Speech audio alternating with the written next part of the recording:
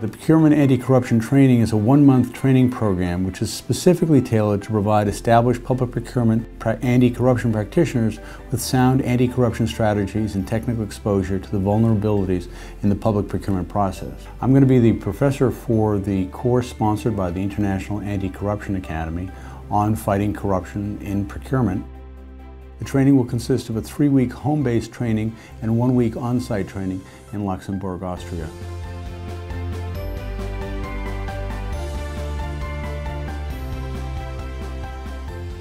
If you had to make one recommendation on how to address corruption, what would that recommendation be? Asking for more sort of information to be made public about tendering and bidding in processes where you tend to see a lot of these corrupt behaviours. The commitment that corruption will not be tolerated is essential in first place, but this must be accompanied by a kind of safeguarding measure, which would be transparency. The strongest eliminator of corruption is actual enforcement. I think there's a lot of countries that will have great laws on the books, really important laws, whether they be laws to increase transparency or to fight corruption.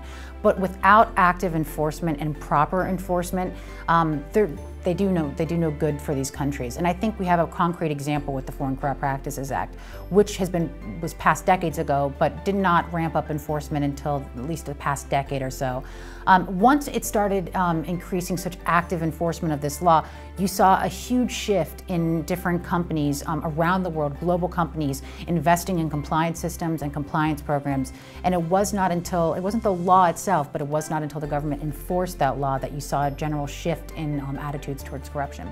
Corporations that had these programs that were on paper and enforced but not vigorously lived began pushing them a little bit stronger so that they were vigorously lived at all levels of the company. While you have to have enforcement, public education, the other part is strengthening the public institutions that actually deal with fraud and corruption. Most people can see and can identify a corrupt act when it happens. So what I would suggest is actually to build transparent systems of governance, to put the spotlight on areas where dishonest people try to hide something.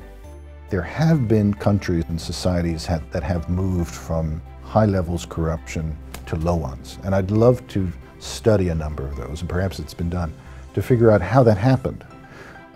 We know it can happen, even though there are situations where it just seems corruption is so pervasive, there's nothing to be done.